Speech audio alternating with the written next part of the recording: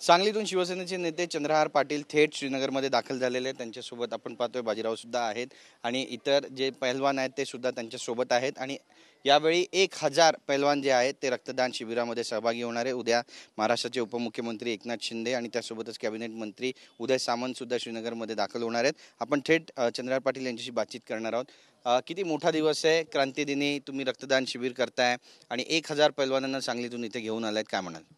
खरं तर हा आमच्यासाठी व पक्षासाठी सांगली जिल्ह्यासाठी हा सुवर्ण अक्षराने लिहून ठेवण्यासारखा दिवस आहे। कारण देश स्वतंत्र झाल्यापासून गेल्या 77 वर्षामध्ये हा पहिला उपक्रम आहे आणि हा शिवसेना पक्ष करतोय।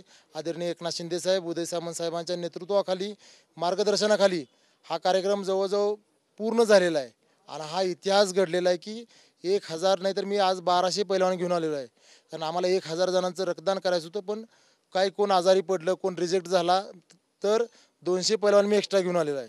आणि Jammu command hospital, Udhampur command hospital, Srinagar command hospital आणि एम्स हॉस्पिटल अशा 4 ठिकाणी ही यात्रेतली सर्व सहभागी आमचे मल्ल सहभागी होणार आहेत। जवळजवळ आज 3 ठिकाणी रक्तदान झालेलं आहे आणि उद्या 4 ठिकाणी आहे। Udhampur command hospital, Jammu command hospital, Srinagar command hospital आणि एम्स हॉस्पिटल असं उद्या 4 ठिकाणी सर्व मल्ल आमचे रक्तदान करणार आहेत। आणि खरोखर हा पक्षासाठी खूप मोठा दिवस आहे। कारण आजपर्यंत ही कुणीही न केली कार्यक्रम जो आहे आर्मीसाठी तो आम्ही करतोय। म्हणजे हिमालयाच्या मदतीसाठी सह्याद्री महाराष्ट्राचं धावून आला असं म्हणा। 100% हिमालय म्हणजे पूर्ण देशासाठी सह्याद्री धावून आला आणि शिवसेना पक्ष धावून आला। आणि कशा पद्धतीनं याची तयारी झाली बाजीरावजी, तुम्हाला पण विचारायचं आहे कारण तुम्ही आयोजक आहात। या ठिकाणाहून उद्या एकनाथ शिंदे सुद्धा पोहोचणार आहेत, त्यामुळे किती ग्रँड हा सगळा रक्तदान शिबिर होणार आहे आणि याचे कशा पद्धतीनं पडसाद उमटतील भविष्यामध्ये असं वाटतं? कारण काश्मीरची सध्याची जी परिस्थिती आहे, ऑपरेशन सिंदूर झालेलं आहे, यशस्वीरित्या पार पडलेलं आहे। उद्या उपमुख्यमंत्री एकनाथ शिंदे पण पोहोचत आहेत, ते काय बोलणार याची पण उत्कंठा शिकायला पोहोचलेली आहे। काय म्हणाल, कसं वातावरण आहे? नाही, मी आता इथं 7 तारखेला आलो। 4 दिवसापासून येऊन पूर्ण इथं लोकांची संपर्क सहवासात आहे।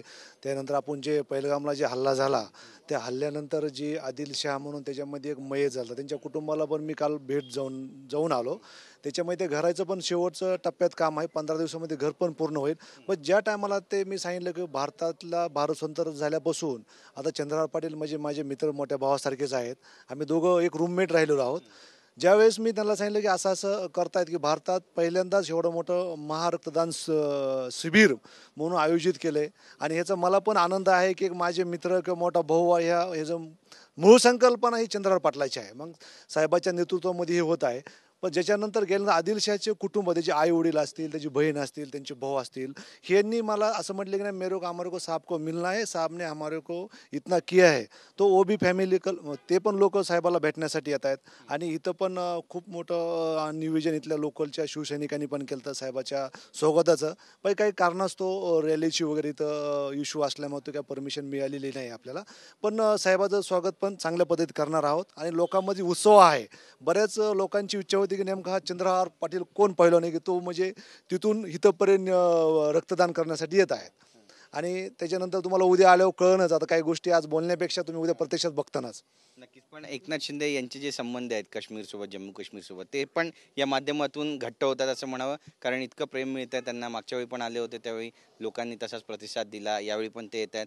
उत्स्फूर्त असा प्रतिसाद मिळेल 100%। काही लोकांची अशी भावना की काही इलेक्शन नाही, काही नाही, तुमचं इकडं का तुम्ही असं एवढं तुमची म्हणजे एवढं भावनिकता काय? तर साहेब, आम्ही सांगितलं साहेब एक आर्मीच्या लोकांसाठी किंवा जवानासाठी साहेब येत आहेत।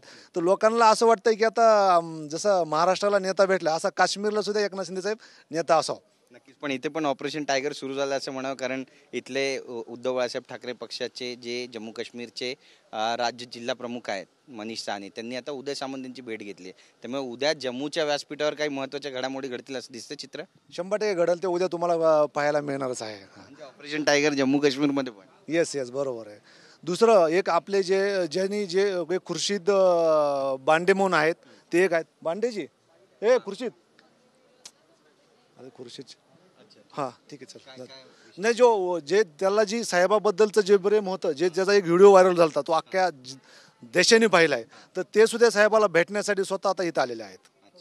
आपण पाहतोय की भेटीगाठी वाढते आणि त्यासोबतच एकनाथ शिंदे यांना उत्स्फूर्त असा प्रतिसाद देण्यासाठी सांगली जिल्ह्याचे जे 1200 पैलवान आहेत ते रक्तदान शिबिरसाठी श्रीनगरमध्ये दाखल झालेले आहेत. उद्या मोठा कार्यक्रम होणार आहे. नेमकं काय होईल पाहणं महत्त्वाचं ठरेल. कॅमेरा पर्सन मनीषसह गिरीश गायकवाड, TV9 मराठी, श्रीनगर.